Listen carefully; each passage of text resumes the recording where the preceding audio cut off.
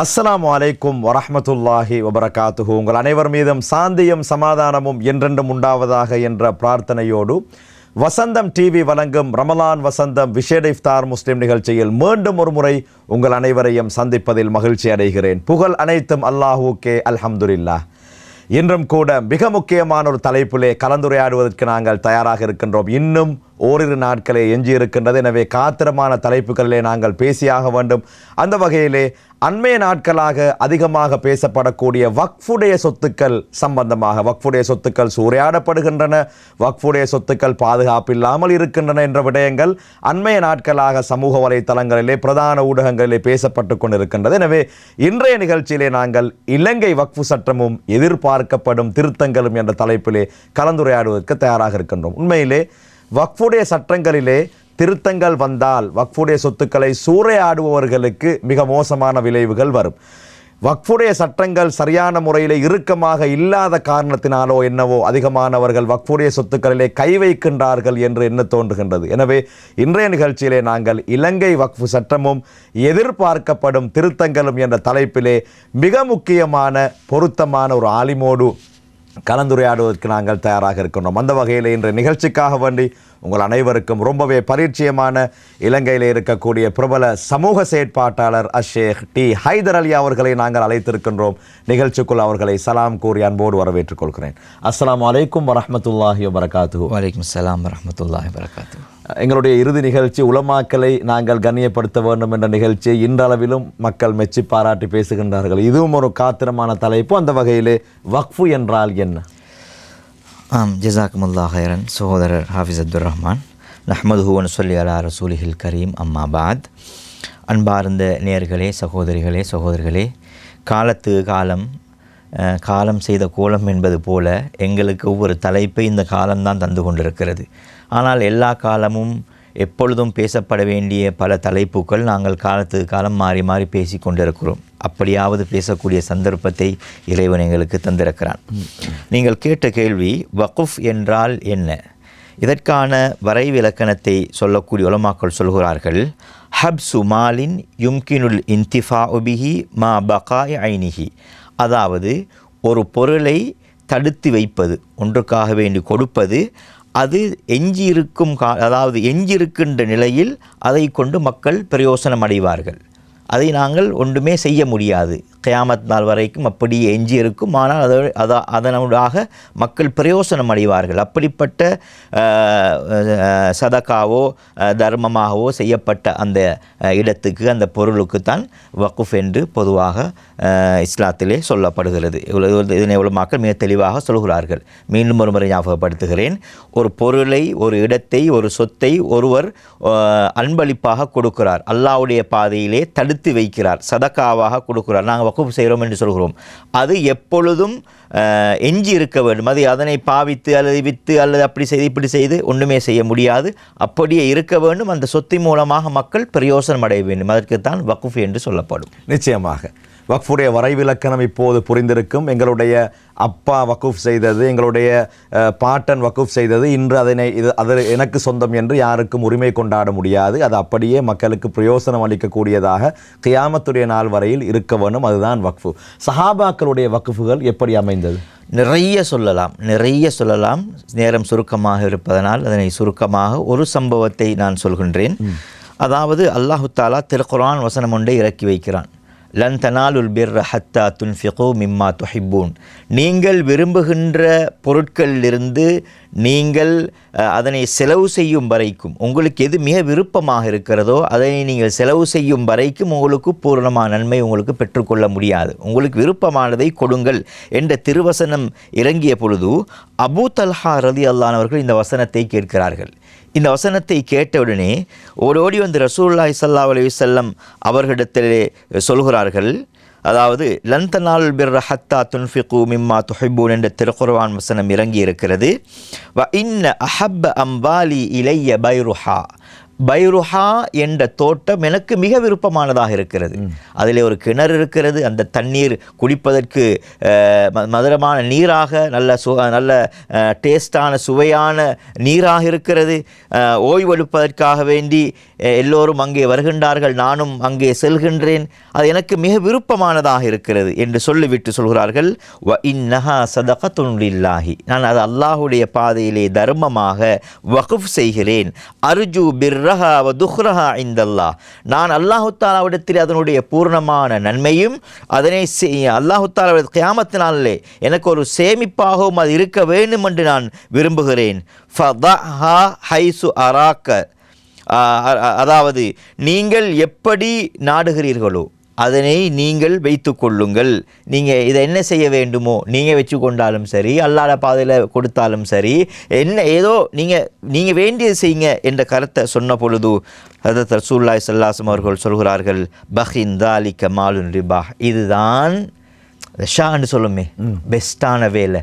அப்படி ரசூலுல்லாஹி ஸல்லல்லாஹு அலைஹி வஸல்லம் சொல்கிறாங்க, ஷா இதுதான் உங்களுக்கு மிக லாபகரமான ஒரு பொருளாக இருக்கிறது, இந்த லாபத்தை நீங்கள் நாளை மறுமையில் நிச்சயமாக பெற்றுக்கொள்வீர்கள் என்று ரசூலுல்லாஹி ஸல்லல்லாஹு அலைஹி வஸல்லம் அவர்கள் சொல்கிறார்கள். இப்போ இந்த இடத்துல என்ன விளங்குகிறது, அவருக்கு விருப்பமான ஒன்றை, விருப்பமான ஒரு சொத்தை, ஒரு காணி அல்லாஹு தஆலாவுடைய பாதையிலே இவர்கள் வக்ஃப் செய்கிறார்கள் என்று உலமாக்கள் மிக தெளிவாக சொல்கிறார்கள். அது மட்டுமல்ல, நாளை மறுமையில் ரசூலுல்லாஹி ஸல்லல்லாஹு அலைஹி வஸல்லம் அவர்கள் சொல்கிறார்கள், நாளை மறுமையில் மனிதன் மரணித்ததின் பின்னால் இன்ன மிம்மா யல்ஹக்குல் முஃமின மின் அமலிஹி வ ஹஸனாத்திஹி பஅத மௌத்திஹி, ஒரு மனிதன் மரணித்ததன் பின்னால் அவனுடைய நல்ல நன்மையான காரியங்கள் அமல்களிலிருந்து அவனை போய் சேரக்கூடியது, அவன் மௌத்தானாலும் அவனுடைய கபருக்கு போய் சேரக்கூடியது. இல்மன் நஷ்ரஹு, ஒரு நல்ல விஷயத்தை படித்து மற்ற மக்களுக்கு கற்றுக் கொடுக்கிறான். ஒரு ஆசிரியராக இருக்கிறார், ஒரு ஆலிமாக இருக்கிறார், ஒரு முஅல்லிமாக, ஒரு உஸ்தாதாக, ஒரு லெக்சராக இருந்து நல்ல விஷயத்தை கற்றுக் கொடுக்கிறார்.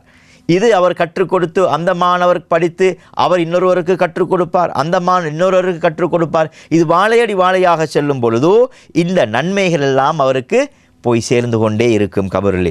அதே மாதிரி வலதன் சாலிஹன் தரக்கஹு, ஒரு சாலிஹான பிள்ளையை பெற்று விட்டு செல்கிறான், அந்த பிள்ளை இன்னும் சாலிஹான காரியங்களை செய்கின்ற இன்னும் பிள்ளைகளை விட்டு செல்லும். இதுவும் அப்படி வாழையடி வாழையாக நன்மை பெய்த்து கொண்டே இருக்கும். அதே போன்று சொல்கிறார்கள், வ முஸ்ஸவன் பர்ரசஹு ஓ மஸ்ஜிதன் பனாஹு ஓ பைத்தன் லிபினி சபீலி பனாஹு, ஒருவர் பள்ளிவாசலை கட்டுகிறார், கட்டி சதக்கா செய்கிறார், வக்ஃப் செய்கிறார். அதே போன்று ஒரு குர்ஆனை பிரிண்ட் பண்ணி அல்லாஹ் பாதையில் இவர் கொடுக்கிறார், வக்ஃப் செய்கிறார். அதே போன்று மக்கள் போய் வார மக்களுக்கு தங்குறதுக்காக வேண்டி ஒரு இடத்தை கட்டி கொடுக்கிறார். எங்கள் நாட்டில் இருக்கிற அலீம் ஹாஜியார் அவர்கள் இந்தியாவில் அப்படி கட்டியிருக்கிறார்கள், வந்து செல்பவர்கள் தங்கி செல்வதற்காக. அப்படியான ஒரு காரியத்தை செய்கிறார்கள். அவு நஹரன் அவு அஜிராஹு, அல்லது ஓடக்கூடிய ஒரு நதியை வெட்டி செல்கிறார், ஒரு கிணத்தை வெட்டி செல்கிறார். இவைகளெல்லாம் அவனுடைய மௌத்துக்கு பின்னால் நிரந்தரமான நன்மை தரக்கூடியதாக இருக்கிறது என்று ரசூலுல்லாஹி ஸல்லல்லாஹு அலைஹி வஸல்லம் அவர்கள் சொல்லியிருக்கிறார்கள். எனவே எங்களுடைய சஹாபாக்கள் இது போன்ற நிறைய விஷயங்கள், குர்ஆனுடைய வசனத்தை கேட்பார்கள், ரசூலுல்லாஹி ஸல்லல்லாஹு அலைஹி வஸல்லம் அவர்கள் சொன்ன உடனே இவர்கள் யா ரசூலல்லாஹ் நான் உங்களுக்கு தந்து விட்டேன், கொடுத்து விட்டேன், அல்லாஹ்வுடைய பாதையிலே கொடுத்து விட்டேன் என்று சொல்லக்கூடிய பழக்கமுடையவர்களாக சஹாபாக்கள் இருந்திருக்கிறார்கள். நிச்சயமாக இப்படி நபிகள் நாயகம் ஸல்லல்லாஹு அலைஹி வஸல்லம் அவர்களுடைய தோழர்கள் இந்த வக்ஃபுடைய விடயத்திலே எந்த அளவு முனைப்போடு நடந்திருக்கின்றார்கள் என்பதற்கான பல ஆதாரங்களை ஷேக் அவர்கள் முன்வைத்தார்கள். துரதிர்ஷ்டவசமாக நாங்கள் இன்றளவிலும் நமது முன்னோர்கள், நமக்கு முன்னால் எவ்வளவோ வருடங்களுக்கு முன்னால் இருந்த முன்னோர்களை பற்றி பேசிக் கொண்டிருக்கின்றோம். ஷேக் அவர்களும் ஞாபகப்படுத்தினார்கள், நதீம் ஹாஜியாருடைய வக்ஃபுகளை பற்றி பேசுகின்றோம், அப்துல் கஃபூர் ஹாஜியாருடைய வக்ஃபுகளை பற்றி பேசுகின்றோம். ஆனால் அண்மை காலமாக பிரம்மாண்டமான வக்ஃபுகள் நடைபெற்றதாக நான் அறியவில்லை. எனவே நாங்கள் தொடர்ந்தும் பேசுவோம். இன்றைய நிகழ்ச்சியிலே நாங்கள் இலங்கை வக்ஃபு சட்டமும் எதிர்பார்க்கப்படும் திருத்தங்களும் என்ற காத்திரமான தலைப்பிலே கலந்துரையாடி கொண்டிருக்கின்றோம். அடுத்ததாக சொல்லுங்கள் ஷேக் அவர்களை, சஹாபாக்களுடைய வக்ஃபுகளை பற்றி குறிப்பிட்டு விட்டீர்கள், முன்னோர்களுடைய வக்ஃபுகள் எப்படி அமைந்தது? ஆம், சஹாபாக்களுக்கு பின்னாலும் நிறைய வக்ஃபுகள் இஸ்லாமிய ஆட்சியில் அதற்கு பின்னால் உள்ள காலங்கள் நிறைய வக்ஃபுகள் செய்திருக்கிறார்கள். அரபு நாடுகள் தான், இந்தியா போன்ற நாடுகளை எடுத்துக்கொண்டாலும் சரி, நிறைய வக்ஃபுகள் முன்னோர்களால் செய்யப்பட்டிருக்கிறது. அதிலே குறிப்பிட்டு பிரபல்யமான ஒரு விஷயத்தை நான் சொல்கிறேன். குர்துபாவில் இருக்கிறது ஒரு நகரம் மதீனத்து ஜஹ்ராண்டு. அதாவது ஹிஜ்ரி 930 ஆண்டளவிலே வாழ்ந்த நாசிர் அதாவது ஹலீஃபா அப்துல் ரஹ்மான் நாசிர் என்பவர் அவருடைய ஒரு அடிமை அவர் திருமணம் செய்திருந்தார். அப்போ அவர் திருமணம் செய்ததுக்கு பின்னால் அவருக்கு பின்னால் எல்லா சொத்துக்களும் இந்த அடிமை பெண்மணிக்கு வந்து விட்டது. இவர் மௌத்தாகக்கூடிய நேரத்திலே ஒரு வசியத் செய்கிறார். நான் மரணித்ததன் பின்னால் என்னுடைய சொத்திலிருந்து அந்த சிலுவை யுத்தத்திலே கைது செய்யப்பட்ட முஸ்லீம்களை விடுதலை செய்யுங்கள், பணத்தை கொடுத்து விடுதலை செய்யுங்கள் என்று. அப்பொழுது மரணத்துக்கு பின்னால் அந்த காசை பணத்தை எடுத்து விடுதலை செஞ்சால் அது கொஞ்சம் பேர் தான் இருந்தாங்க. சிலுவை யுத்தத்திலே கைது செய்யப்பட்டவங்க சிறிய ஒரு தொகை தான் பணம் போச்சு, அவங்க விடுதலை செய்யப்பட்டாங்க. அதுக்கு பின்னால் நிறைய பணங்கள் காசில் இருந்த நேரத்திலே ஒரு நகரத்தையே ஏற்கனவே அது ஆரம்பிக்கப்பட்டு இருந்த சந்தர்ப்பத்தில் இடைநடுவிலே நிறுத்தாட்டப்பட்டிருக்கலாம். அதற்கு பின்னால் இந்த பணத்தை கொண்டு ஒரு மிகப்பெரிய ஒரு நகரத்தை நிறுவுகிறார்கள், மதீனத்து ஸஹ்ரா என்று. அதிலே நிறைய தண்ணீர் வசதிகள், அதே போன்று நிறைய ஏழைகளுக்கான நிறைய விஷயங்கள் செய்து கொடுக்கப்பட்டது. சிலுவை யுத்தத்திலே தான் அது இல்லாமலாக்கப்பட்ட ஒரு வரலாறும் இருக்கிறது. எனவே அது காலப்போக்கில் இல்லாமலாக்கப்பட்டு விட்டது. மிகப்பெரிய ஒரு நகரத்தையே ஊரையே உருவாக்கி விட்டு சென்றிருக்கிறார்கள். நிறைய இப்பொழுதும் எங்களோட நாடுகளிலும் பார்க்கலாம், சில சின்ன குக்கிராமங்களை வசதி படைத்தவர்களும் தான் தனிமையாக தனது சொத்திலிருந்தும் தான் செலவு செய்து நிறைய நகரங்கள் உருவாக்கி இருக்கிறார்கள். அதே போன்று தான் உருவாக்கி கடைசியில் அது இப்பொழுது அது அழிக்கப்பட்டு விட்டது, தடயங்கள் தான் இருக்கிறது. யுனெஸ்கோ கூட அதனை அறிவித்திருக்கிறது, தொல்பொருளாக அது இலங்கை உலகத்திலே அதனை பாதுகாக்க வேண்டும் என்று யுனெஸ்கோ நிறுவனத்தில் அது அறிவிக்கப்பட்டிருக்கு, அது தொல்பொருள் என்ற அடிப்படையில். எனவே நகரங்களை வக்ஃப் செய்திருக்கிறார்கள். அதே போன்றுதான் நான் அண்மையில் வாசித்தேன், மதரசா சௌலத்தியா என்று மக்காவிலே ஒரு மதரசா ஒன்று இருந்திருக்கிறது. அது இந்தியாவிலே இருந்த ஒரு மிகப்பெரிய ஒரு ஆலிம் ஷேக் ரஹ்மத்துல்லா பின் ஹலீலுல்லா என்பவர். அவர் மக்காவுக்கு சென்று அங்கே அதாவது அந்த சூழலிலே குர்ஆன் ஹதீஸை நாங்கள் பாதுகாக்க வேண்டும். இந்தியா போன நாட்களிலே மதரசாக்கள் இருந்தால் அந்த பகுதியிலே மதரசாக்கள் இல்லை என்பதற்காக அங்கே ஒரு சிறிய இடத்தை எடுத்து இவர்கள் மதரசா ஒன்றை உருவாக்கி பல நாடுகளிலிருந்து வந்து அங்கே ஹதீஸை படித்து கொண்டிருந்தார்கள். இந்த சந்தர்ப்பத்திலே அதனை கொஞ்சம் ஒரு பில்டிங் கட்டப்பட்டு ஒரு கட்டிடம் கட்டப்பட்டு அந்த மதரசாவை பாதுகாக்க வேண்டும் என்ற யோசனையில் இருக்கும் பொழுது இந்தியாவிலே இருக்கின்ற ஒரு இளவரசி பொம்பளை, அவள் பேர் சௌலா என்று சௌலத்துல் நிசான்னு அந்த பொம்பளைக்கு பேர். அப்போ மக்காவுக்கு போன நேரத்தில் இவர் இந்த ஆலிம் சொல்லியிருக்கார், இப்படி ஒரு கட்டணம் கட்டப்பட வேண்டும் என்று. உடனே இந்தியாவுக்கு போய் நான் நினைக்கிறேன் மும்பை என்று அங்கிருந்து பணம் அனுப்பி அங்கே மதரசா கட்டப்பட்டிருக்கிறது இந்த இந்தியா பெண்மணியுடைய பணத்தினால். அண்மை காலமாக கூட அந்த பில்டிங் இருந்திருக்கிறது. ஜமாத்தில் செல்பவர்கள் போபவர்கள் அங்கே தங்கிவிட்டு நாங்கள் வந்தோம் என்று சொல்வதை நாங்கள் கேள்விப்பட்டிருக்கிறோம். எனவே இப்படியான வக்ஃப்களை முன்னோர்கள் நிறைய செய்திருக்கிறார்கள். எங்கே பார்த்தாலும் மஸ்ஜிதுகள், பழமை வாய்ந்த மஸ்ஜிதுகள், கட்டடங்கள், மதரசாக்கள், நிறைய இடங்களை காட்டுவார், பழைய கிணறுகள், தோட்டங்கள், இதெல்லாம் உண்மையிலே வக்ஃப் செய்யப்பட்டு அல்லாஹ்வுக்காக வேண்டி வக்ஃப் செய்யப்பட்டு பாதுகாத்து வந்தவைகள். இன்னும் சிலவைகள் அழிந்து போயும் இருக்கின்றன. எனவே முன்னோர்கள் நிறைய வக்ஃப் செய்திருக்கிறார்கள். நிச்சயமாக. எனவே நாங்களும் வாழக்கூடிய இந்த காலகட்டத்திலே முடிந்தவற்றை நாங்கள் வக்ஃப் செய்யக்கூடியவர்களாக மாற வேண்டும்.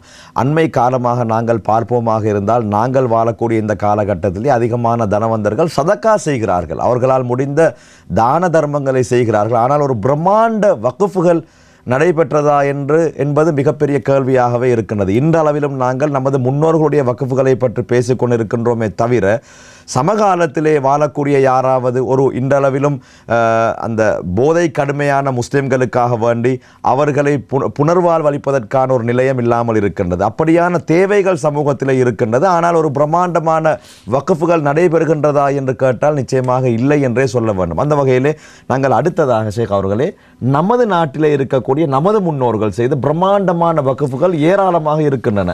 படிப்பினைக்காக வேண்டி ஓரிரு சம்பவங்களை ஞாபகப்படுத்துவோம். ஆம், எங்களுடைய நாட்டை பொறுத்தவரை நிறைய வக்ஃபுகள் செய்யப்பட்டு மீண்டும் அது அடையாளப்படுத்தப்பட்டிருக்கிறது. குறிப்பாக முதலாவதாக இந்தியாவிலிருந்து இலங்கைக்கு வந்த நிறைய வியாபாரிகள் உண்மையிலே தீனுடைய சிந்தனை உள்ளவர்கள், அரேபியர்கள் போலவே இந்தியர்கள் நிறைய வந்து இலங்கையிலே நிறைய வக்குஃபுகளை செய்திருக்கிறார்கள். இன்று நினைத்து கூட பார்க்க முடியாது. உதாரணமாக வேங்கொடையில் இருக்கின்ற பள்ளிவாசல், அதே போன்று பதிய தலவக்கலை, பண்டாரவெலை, அக்குருணையிலே முதலாவது கட்டப்பட்ட பள்ளிவாசல் தாய்ப்பள்ளி ஒரு முட்டை வியாபாரி, அக்குருணையை சேர்ந்தவர், இந்தியாவை சேர்ந்தவர். அவரும் அக்குருணையில் கட்டப்பட்ட அந்த பள்ளியும் வந்து இந்தியாவை சேர்ந்தவர்களால் கட்டப்பட்டது.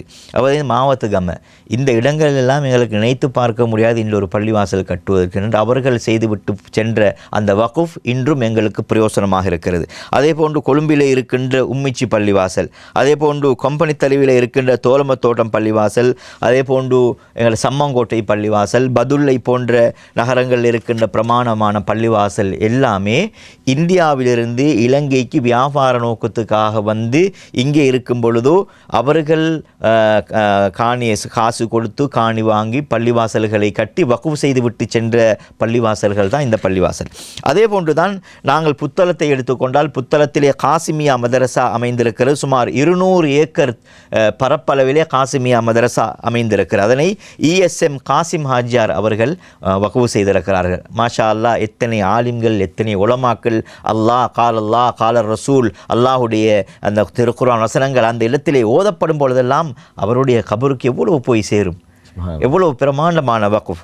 அதே போன்று தான் எல்லோரும் எப்பொழுதும் பேசிக்கொண்டு இருக்கக்கூடிய மருஹூம் எங்களுடைய கஃபூர் ஹாஜியார், அவருடைய 14.5 ஏக்கர் காணி நான் நினைக்கிறேன் மஹரகமை, அதே போன்று கிரேண்ட் பாஸ் ஹாஸ்பிட்டல் அமைந்திருக்கக்கூடிய 2.5 ஏக்கர் வகுஃப் காணி சொத்து, அதே போன்று பல ஊர்களிலே பண்டாரவெலை, பதுல்ல போன்று கண்டி, இந்த மாதிரி பல இடங்களில் இவர் வகுஃப் செய்திருக்கிறார். அவைகள் இன்றும் அப்படியே பாதுகாக்கப்பட்டு இருக்கிறது. அதே போன்று ஜாஹிரா காலேஜ், இதிலேயும் ஒரு பகுதி வந்து எங்களுடைய கஃபூர் ஹாஜியார் அவர்களால் ஒரு பில்டிங்கை கொடுக்கப்பட்டிருக்கிறது, வகுஃப் ஆகினது. அதே போன்று மவுனத்துர் ரஹ்மான் என்று ஒரு நிறுவனம் ஆரம்பிக்கப்பட்டது.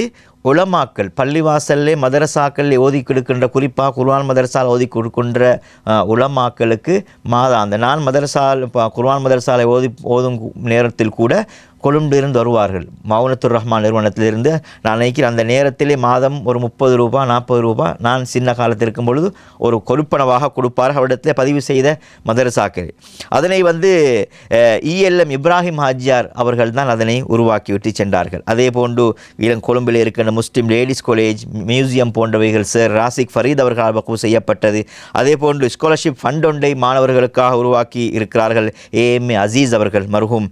அதே போன்று மர்ஹூம் நலீம் ஹாஜியார் ஜாமியா நலீமியாவை உருவாக்கினார்கள். இக்ரா டெக்னிக்கல் காலேஜ் தொழில்நுட்ப கல்லூரி மாணவர்களுக்காக உருவாக்கி இது போன்ற நிறைய வக்குஃப்களை எங்களுடைய நாட்டிலே எங்களுடைய முன்னோர்கள் செய்திருக்கிறார்கள். அது மட்டுமல்ல, இது நாங்கள் இஸ்லாம் சார்ந்த முஸ்லீம் சார்ந்த வக்குஃப்களை பார்க்கிறோம். அது அல்லாமல் அதாவது எங்களுடைய முஸ்லீம்களால் நிறைய சொத்துக்கள் அது வந்து வக்குஃப் என்று சொல்லலாம். வக்குஃப் என்று தான் சில உலமாக்கள் சொல்கிறார்கள். அல்லாஹ்வுக்காக வேண்டி கொடுத்து நல்ல விஷயங்கள் நடக்கலாம், சில நேரம் அது தீய விஷயங்கள் நடக்கலாம். இப்பொழுது ஆட்சியில் இருக்கின்ற ஜனாதிபதி கௌரவ ரணில் விக்ரமசிங்க அவருடைய கட்சி, ஐக்கிய தேசிய கட்சி, அவருடைய தலைமையகம் சிறிகொத்தை, அந்த சிறிகொத்தையும் 1889ஆம் ஆண்டு MC அப்துல் ரஹ்மான் என்ற ஒருவரால் அந்த பில்டிங் அந்த கட்சிக்கு கொடுக்கப்பட்டது. அதே போன்றுதான் இலங்கையிலே சபாநாயகர் வாழ்கின்ற மும்தாஜ் மஹால் என்று சொல்லப்படக்கூடிய அவர் யார், MC அப்துல் ரஹ்மான் தனது மகளுக்கு கொடுத்த அந்த வீடும் அது வந்து இன்று அரசாங்கத்துக்கு கொடுக்கப்பட்டிருக்கிறது. இதனை பல கருத்துக்களை சொல்கிறார்கள். இதனை வந்து கொடுத்தது வந்து கஃபூர் ஹாஜியார் என்றும் அல்லது கஃபூர் கட்டிடத்துக்கு சொந்தக்காரன் பல கருத்துக்கள் இருக்குது. இந்த மாதிரி நிறைய கட்டிடங்கள் இலங்கையில் இருக்கின்ற நிறைய கட்டிடங்கள் அரசாங்கத்துக்கு கொடுக்கப்பட்ட கட்டிடங்கள், அரசு சார்ந்த கட்டிடங்கள் நிறைய இருக்கின்ற இவைகள்லாம் முஸ்லீம்களால் கொடுக்கப்பட்டது. அதே போன்று நீங்கள் கண்டிக்கு போனால் பார்க்கலாம். கண்டி நகரிலே ஒரு மிகப்பெரிய மணிக்கூட்டு கோபுரம் இருக்கிறது. அதனை 1950ஆம் ஆண்டு முகமது இஸ்மாயில் என்பவரால் கடுகண்ணாவில் 1947ஆம் ஆண்டு ஆகஸ்ட் மாதம் விபத்தில் மரணமடைந்த தனது மகன் ஜக்கி என்பவருடைய பேரில் கட்டப்பட்டது தான் அந்த மணிக்கூட்டு கோபுரம்.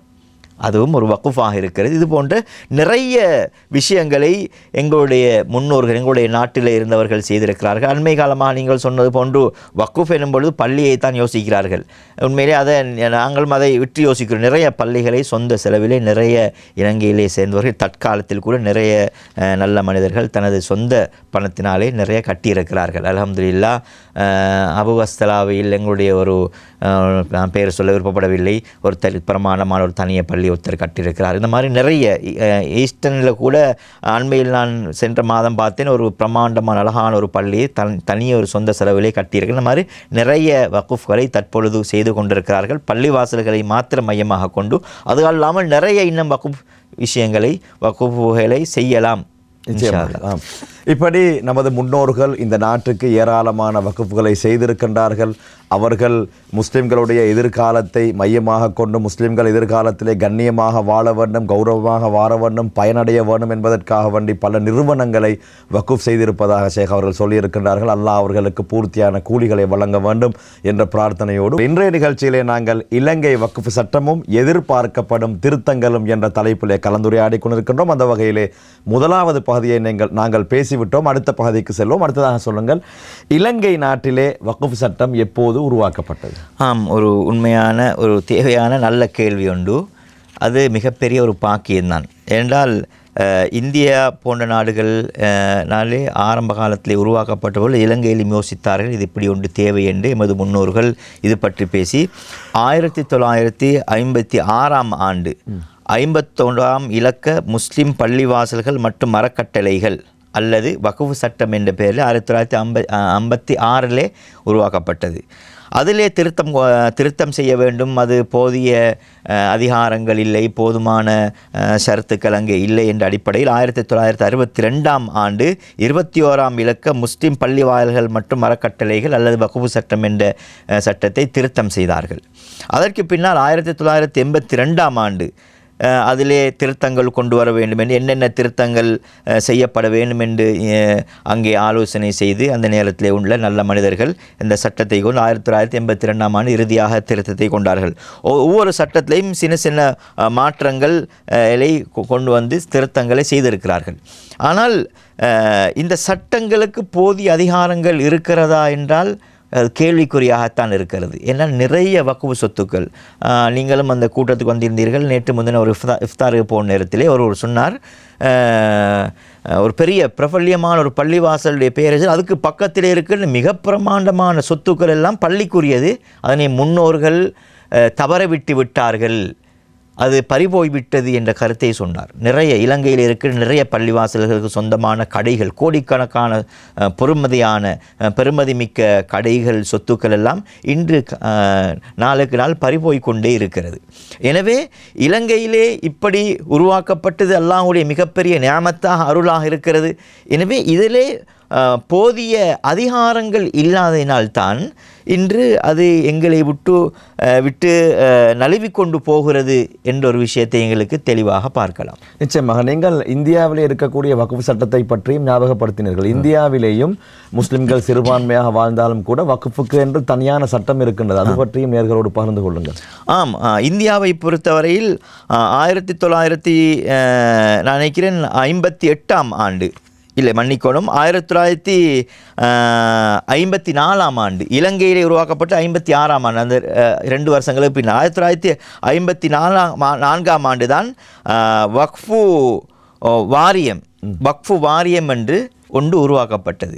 அதிலே உருவாக்கப்பட்டு நிறைய சொத்துக்கள், அதாவது அந்த உருவாக்கப்பட்டது பின்னால் வக்ஃபாக முன்னோர்கள் சுல்தான்களுடைய காலத்திலே, மன்னர்களுடைய காலத்திலே வக்ஃபு செய்யப்பட்டவைகளை அந்த வக்ஃபு சட்டத்துக்கு கீழால் கொஞ்சமாக கொண்டு வந்து ஒன்று சேர்த்தார்கள்.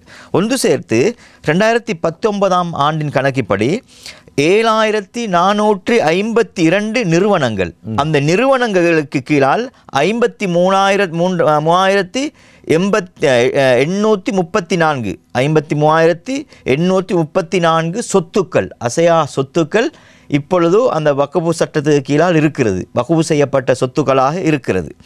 இங்கே உள்ள பிரச்சனை போன்றுதான் அங்கும் அண்மை காலமாக பிரச்சனை. வக்ஃபு சொத்துக்கள் பழையதாகும் பொழுதோ அந்த சட்டத்தின்படி அந்த குடும்பத்தினர்கள் அந்த ட்ரஸ்ட் அமைப்பிலே அதனை பராமரிக்கிறதுக்குரிய அதிகாரத்தை பெற்றிருக்கிறார்கள் அந்த சட்டங்களில்.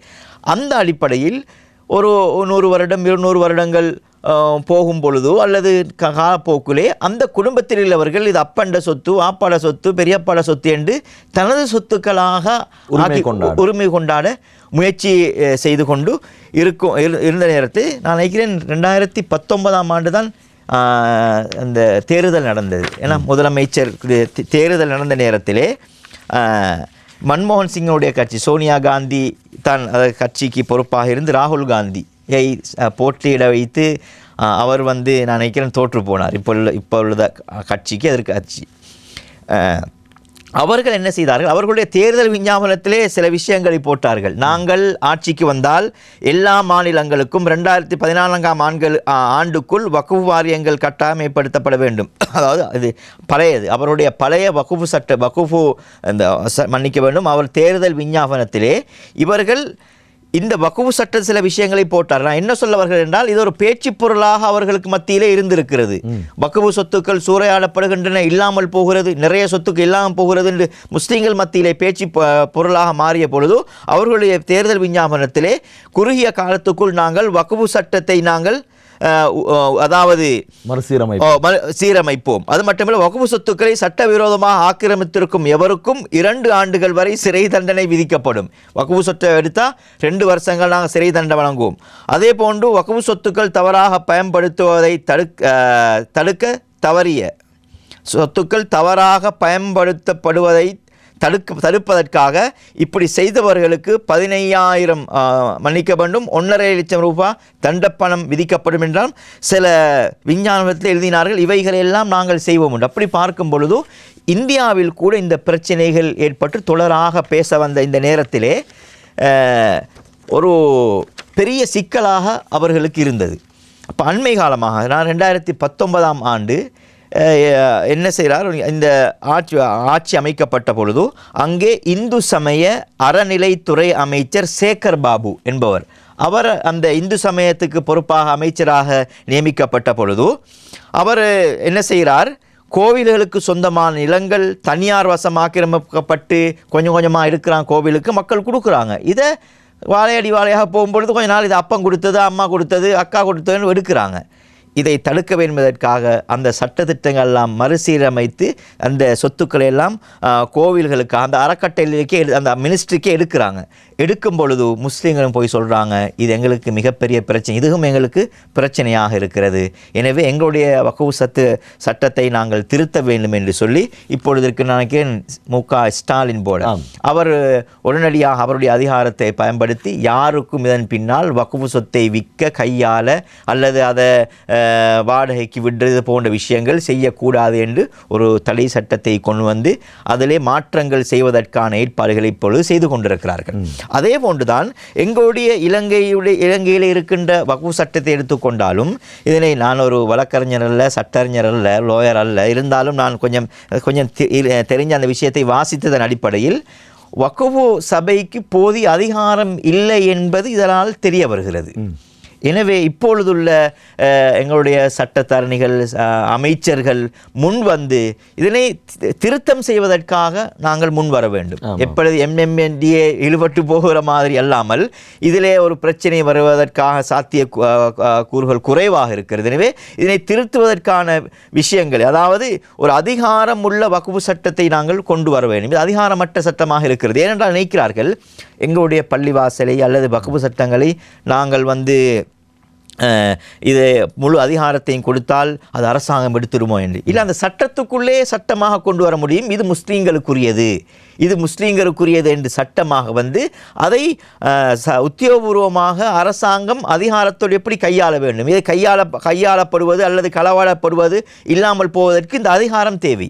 எனவே இது சம்பந்தமாக இதைவிட நல்ல ஆலோசனைகள் சட்டத்தரணிகள் சொல்வார்கள்.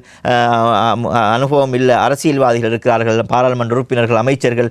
நீங்கள் இது சம்பந்தமாக யோசித்து ஒரு புதிய ஒரு சட்ட திருத்தத்தை கொண்டு வந்தால் இந்த வக்ஃப் சொத்துக்களை பாதுகாக்கலாம். இதில் இந்தியாவிலே சொல்கிறார்கள், எந்த அளவுக்கு என்றால் இந்தியாவுக்கு இருக்கின்ற வக்ஃப் செய்யப்பட்ட சொத்துக்கள் அது சரியாக முறையாக நிர்வகிக்கப்படுமானால் அங்கே எந்த ஒரு முஸ்லிமும் ஏழையாக இருக்க மாட்டான். அவ்வளவு வருமானம் இருக்கின்ற ஒரு துறை தான் இந்த அதாவது இடம்தான் இந்த வக்குஃப் சொத்துக்கள் பாதுகாக்க இந்த வக்குஃப் வாரியம். எனவே அதே போன்று எங்களுடைய இலங்கை எடுத்துக்கொண்டாலும் சரி, நிறைய சொத்துக்கள் இருக்கின்றன, அது வீணாக பயன்படுத்தப்படுகின்றன, வீணாக அதனை உபயோகித்துக் கொண்டிருக்கிறார்கள், சிலர் கையாடல்கள் செய்து கொண்டிருக்கிறார்கள். எனவே நாங்கள் என்ன செய்ய வேண்டும் என்றால், இதனை ஒரு புதிய சட்ட திருத்தத்தை கொண்டு வந்து இந்த வக்குஃப் சட்டத்தை இன்னும் நாங்கள் உறுதிப்படுத்தி பலமுள்ளதாக ஆக்கி அதனை நாங்கள் ஒரு அதிகாரமுள்ள ஒரு சட்டமாக ஆக்குவோமானால் எங்களுடைய வக்குஃப் சொத்துக்களை பாதுகாக்க முடியும் என்பது என்னுடைய தாழ்மையான கருத்தாக இருக்கிறது. நிச்சயமாக இது தொடர்பில் சட்டத்தரணிகள் கவனம் செலுத்த வேண்டும். அதே போன்று முஸ்லிம் அரசியல்வாதிகள், முஸ்லிம் தலைமைகள் இது பற்றி அதிகமாக பேச வேண்டிய ஒரு மிக முக்கியமான காலகட்டத்திலே வாழ்ந்து கொண்டிருக்கின்றோம். ஏனென்றால் சட்டங்கள் இறுக்கம் இல்லாவிட்டால் எங்களுடைய வக்ஃபு சொத்துக்கள் எதிர்காலத்திலே இன்னும் பறிப்போகும். கடந்த காலங்களிலே இருந்த முக்கியமான சொத்துக்கள் இப்போது பறிப்போய் கொண்டிருப்பதை நாங்கள் ஆங்காங்கே பார்த்து கொண்டிருக்கின்றோம், கேள்விப்படுகின்றோம், கவலைப்படுகின்றோம்.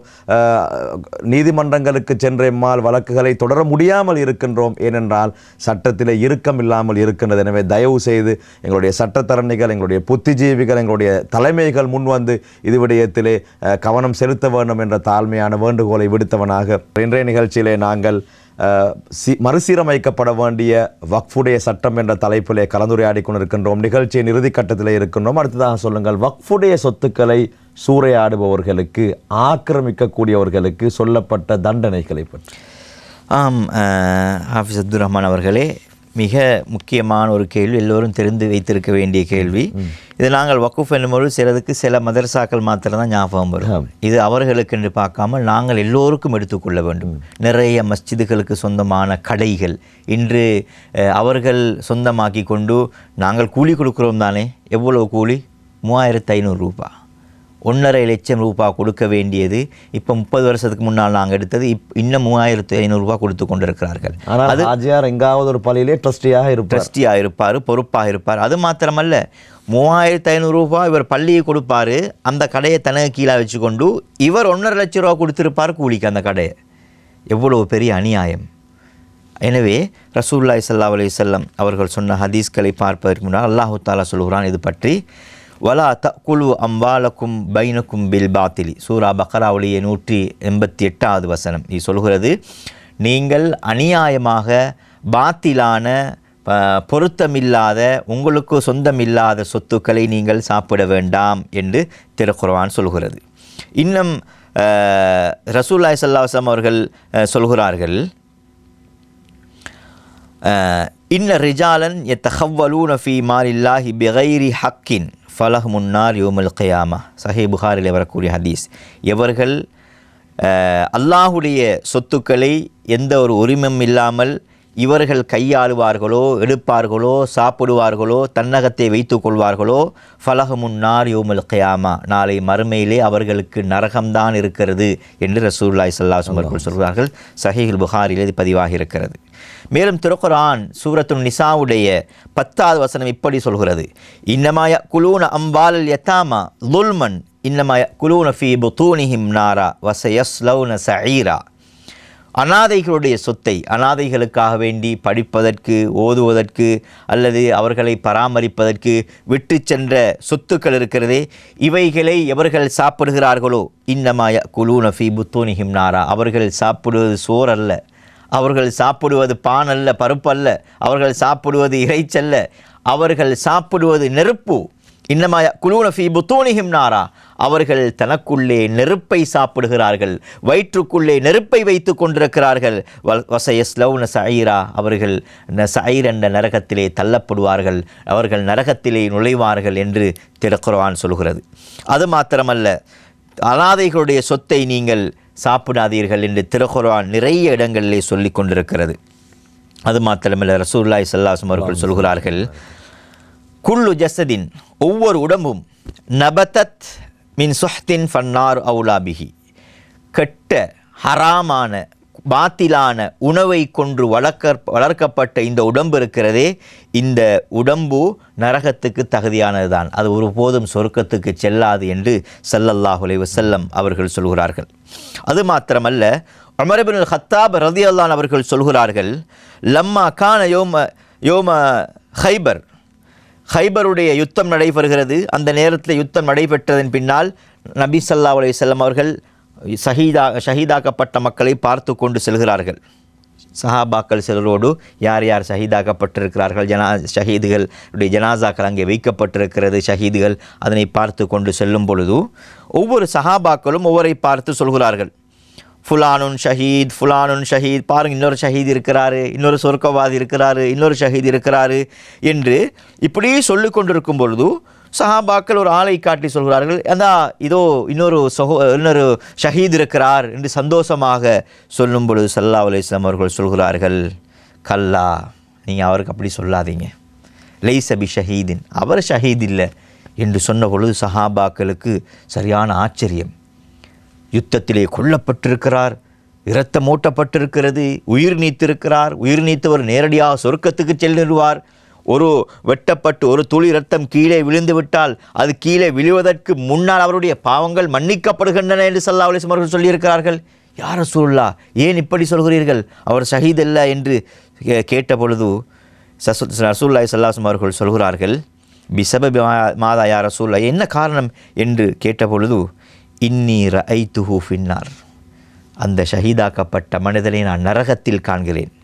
ஏன் தெரியுமா, ரஐத்துஹு ஃபின்னாரி ஃபி புர்தத்தின், அவர் ஒரு போர்வையை தனக்கு மேலால் போர்த்தி இருப்பதை நான் பார்க்கிறேன். அல்லாஹுடைய பாதையிலே கொடுக்கப்பட்ட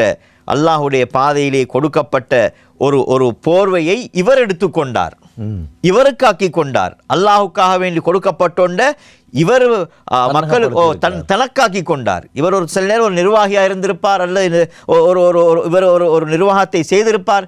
யாருக்கோ கொடுக்கப்பட்டதை இவர் எடுத்துக்கொண்டதின் காரணமாக இவர் எவ்வளவு பெரிய உயர்ந்த இடமாக இருந்தாலும் வஹரும மின் ஹாதிஹில் மன்சில அல் அதீமா, இந்த மிகப்பெரிய உயர்ந்த ஷஹீத் என்ற அந்தஸ்தை ஒரு போர்வைக்காக இழந்து விட்டார் என்று ரசூலுல்லாஹி ஸல்லல்லாஹு அலைஹி வஸல்லம் அவர்கள் சொல்வதாக இருந்தால், கண்ணியமான ஒரு பெட்ஷீட்டுக்கு இவ்வளோ பெரிய தண்டனைண்டா, இன்றைக்கு எத்தனை பெர்ச்சஸ் காணியை களவாண்டிருக்கிறாங்க, எத்தனை பெர்ச்சஸ் காணியை பிடிச்சி 2 அடி 3 அடி பிடித்து வைத்திருக்கிறார்கள். அது மாத்திரமல்ல, ரசூலுல்லாஹி ஸல்லல்லாஹு அலைஹி வஸல்லம் அவர்கள் இன்னும் ஒரு ஹதீஸிலே சொல்கிறார்கள், மன் இக்தஸப மாலன், யார் ஒரு சொத்தை அபகரிக்கிறாரோ, அர்லன் அல்லது ஒரு பூமியை ஒரு காணியை பிடிச்சு கொள்கிறார், பிகைரி ஹக்கின், இவருட இல்லை இன்னொருத்தருட, அது பள்ளிக்கு சொந்தமானதாக இருக்கட்டும், ஸ்கூலுக்கு சொந்தமானதாக இருக்கட்டும், பொது நிறுவனத்துக்கு சொந்தமானதாக இருக்கட்டும், இன்னொருத்தருட காணியாக இருக்கட்டும், எந்த ஒரு உரிமை இல்லாமல் எவர் அபகரித்து கொள்வார்களோ, வலவ் கான ஷைஅன் யசீரன், அது சின்ன ஒரு துண்டாக சின்ன விஷயமாக இருந்தாலும் சரி, சின்ன ஒரு இன்னொரு ஹதீஸ் வலவ் கான ஷிப்ரன் சொல்லி ஒரு ஜானளவாக இருந்தாலும் சரி, யார் அப்படி செய்கிறார்களோ, சமீஅத்து ரசூலுல்லாஹி ஸல்லல்லாஹு அலைஹி வஸல்லம் யகூல், நபி ஸல்லல்லாஹு அலைஹி வஸல்லம் அவர்கள் சொல்ல நான் கேட்டிருக்கிறேன். யார் சொல்கிறது இது வந்து சயீத் இப்னு ஸெய்த் ரலியல்லாஹு அன்ஹு சொல்கிறார்கள். இன்னொரு ரிவாயத்தில் வருது இந்த வார்த்தை, மன்னிக தத்தா ஷிபுரன் மினல் அர்லி பிகைரி ஹக்கின், எந்த ஒரு உரிமையும் இல்லாமல் இன்னொருவருடைய ஒரு ஜான் நிலத்தை எவன் எடுப்பானோ, வேலியை நாட்டும் பொழுது கல்லை தூக்கி அங்கே வச்சுட்டு ஒரு ஜான் இங்கிட்டு ஒரு அடியை பிடிச்சி வேலியை நாட்டிடுறது, இவர்களுக்கு அல்லாஹ் என்ன தெரியுமா செய்வான், தவ்வகல்லாஹு இய்யாஹு யோமல் கியாமத் மின் சபி அராதீன், 7 வானங்களை 7 பூமிகளை அல்லாஹு தாலா மாலையாக அந்த மனிதன் கழுத்தையே போடுவான். இது எங்களை மூளைக்கு படாது, நாளை மறுமையில் எப்படி நாங்கள் ஈப்போம் எங்களுக்கு தெரியாது. அல்லாஹ் அந்த பூமியை வளையலாக மாலையாக ஆக்கி எங்களுடைய கழுத்திலே போடுவான் என்று சயீத் இப்னு ஸெய்த் ரலியல்லாஹு அன்ஹு சொல்கிறார், ரசூலுல்லாஹி ஸல்லல்லாஹு அலைஹி வஸல்லம் அவர்கள் கூறியதாக. எனவே இப்படி பயங்கரமான விஷயங்கள் சொல்லப்பட்டிருக்கின்றன. எனவே எவர்களெல்லாம் இந்த வக்ஃபு சொத்தோடு தொடர்புள்ளவர்களாக இருக்கிறார்களோ, குறிப்பாக நிர்வாகிகள், நீங்கள் மிக பக்குவமாக செயற்படுங்கள். எல்லோரும் கல்வர்கள் திருடர்கள் என்று சொல்ல வரவில்லை. ஆனால் இந்த நிர்வாகத்தில் இருந்து கொண்டு எவர்களெல்லாம் இப்படியான காரியங்களை செய்கிறீர்களோ கவனமாக இருங்கள். உங்களுக்கு கீழே பள்ளிவாசல் இருக்கிறது, சொத்துக்கள் இருக்கிறது, நீங்கள் உங்களுடைய சொந்தக்காரனை பார்த்து அதனை வாடகைக்கு விடாதீர்கள். இதுவும் அல்லாஹ் கேட்பான். உங்களுடைய குடும்பத்தினருக்கு முன்னுரிமை அதிலே கொடுக்க வேண்டாம். ஒரு ஜான் சொத்து ஒரு பள்ளியுடைய ஒரு சொத்து போகிறதா, நீங்கள் வாய் மூடி அமைதியாக இருக்க வேண்டாம். இது அல்லாஹுடைய சொத்து. அல்லாஹுடைய சொத்தை பாதுகாக்கின்ற பொறுப்பை அல்லாஹ் உங்களுக்கு தந்திருக்கிறான். எனவே அல்லாஹ் உங்களிடத்திலே கேட்பான். நீங்கள் தெரிந்தவர்களாக இருக்க மாட்டீர்கள், ஆனால் அசம்பந்த போக்கிலே நீங்களே அதை பற்றி கவனம் எடுக்காமல் இருப்பீர்களே, ஆனால் அல்லாஹ் உங்களிடத்திலே கேட்பான். எனவே நிர்வாகிகள் மிக கவனமாக இருக்க வேண்டும். அதே போன்று இவர்கள் எல்லாம் தெரியாமல் இந்த சொத்துக்களை அபகரித்திருக்கிறார்களோ, ஒரே ஒரு சம்பவத்தை நான் சொல்லி முடிக்கின்றேன். முஸ்தத்ரஃப் என்ற நூலிலே பதிவாகி இருக்கிறது ஒரு சம்பவம் உண்டு. இது பலவீனமான சம்பவம் என்று சிலர் சொல்கிறார்கள். நபி சுலைமானுடைய காலத்திலே ஒரு பறவை வந்து சொல்கிறது, யார் நபி அல்லா, என்னுடைய குஞ்சுகளை ஒருவன் எடுத்து சென்று விட்டான், அதை திருப்பி வாங்கி தாருங்கள். அப்பொழுது இவர்கள் சொல்கிறார்கள், அவர் திருப்பி கொடுக்கவில்லை. 2ஆம் தடவையும் சொல்கிறது, திருப்பி கொடுக்கவில்லை. 3ஆம் தடவை அந்த பறவை சுலைமான் அவர்களிடத்திலே சொல்கிறது, நீங்கள் அந்த மனிதரிடத்திலே என்னுடைய குஞ்சுகளை திருப்பி தராவிட்டால் அல்லாஹ்வுடைய பள்ளிவாசலிலே இருக்கின்ற கூரையிலே இருக்கின்ற ஒரு துரும்பை நான் அவனுடைய வீட்டு கூரையிலே கொண்டு வந்து போட்டு விடுவேன், அவன் நெருந்தி நாசமாகி விடுவான் என்று அந்த பறவை எச்சரிக்கிறது. அப்படியான ஒரு விஷயம்தான் பைத்துல் மாலுடைய விஷயம். அதே போன்று வக்குஃபுடைய அல்லாஹுடைய சொத்துக்களுடைய விஷயம். இந்த விஷயத்திலே மிக கவனமாக இருக்க வேண்டும், மிக பேணுதலாக இருக்க வேண்டும் என்று நான் அன்பாய் கேட்டுக்கொள்கிறேன். நிச்சயமாக இப்படி படு பயங்கரமான மிக மோசமான தண்டனைகள் எல்லாம் சொல்லப்பட்டிருக்கின்றன. எனவே தயவு செய்து வக்ஃபுடைய சொத்துக்களிலே விளையாட வேண்டாம், வக்ஃபுடைய சொத்துக்களிலே ரொம்ப ஜாக்கிரதையாக நடந்து கொள்ளுங்கள். இன்று நாங்கள் சில பள்ளி வாயில்களிலே பார்க்கின்றோம், நிர்வாகிகள் வருகின்றார்கள், பள்ளியுடைய ஆஃபீஸ் ரூமுக்கு வருகின்றார்கள், அவர்களுடைய வீட்டு டெலிஃபோனை போன்று எடுக்கின்றார்கள், அவர்களுடைய சொந்த தேவைகளுக்காக வேண்டி பயன்படுத்துகின்றார்கள். அல்லாஹ்வின் மீது எந்த பயமும் அச்சமும் இல்லாதவர்களாக இருக்கின்றார்கள். அவர்கள் அல்லாஹ்வை பயந்து கொள்ள வேண்டும். ரமதானுடைய இறுதி பத்திலே இருக்கின்றோம். எவ்வளவு நாங்கள் அல்லாஹ் மாத்துக்குனா மினன்னார் என்று கேட்டாலும் நிச்சயமாக எங்களுடைய துஆக்கள் ஏற்றுக்கொள்ளப்படாது. அப்படியான பாவங்களை நாங்கள் செய்திருந்தால் அவற்றை நாங்கள் திருப்பி கொடுக்க வேண்டும், எடுத்திருந்தால் கொடுக்க வேண்டும். அப்படி செய்தால் மாத்திரமே எமக்கான பாவ மன்னிப்பு கிடைக்கும் என்பதை அழுத்தி ஞாபகப்படுத்தி கொண்டு இன்றைய சிறப்பான நிகழ்ச்சியை நிறைவு செய்து கொள்கின்றேன். சிரமம் பாராது இன்றைய தினம் எங்களுடைய கலையகத்திற்கு வந்து நல்ல பல கருத்துக்களை என்னோடு பகிர்ந்து கொண்ட ஷேக் தய்யிப் ஹைதர் அலி அவர்களுக்கு நன்றிகளை தெரிவித்துக் கொள்கின்றேன். ஜஸாக்குமுல்லாஹ் ஹைரன் ஷேக். பாரக்கல்லாஹு லக். இந்த அளவில் இன்றைய ரமலான் வசந்தம் விசேட இஃப்தார் முஸ்லிம் நிகழ்ச்சி நிறைவுக்கு வருகிறது. உதவி தயாரிப்பாளர் முகமது அஃப்னாஸுக்கு நன்றிகளை கூறிக்கொண்டு விடைபெற்றுக் கொள்கின்றேன். அஸ்ஸலாமு அலைக்கும் வரஹ்மத்துல்லாஹி வபரகாத்துஹு.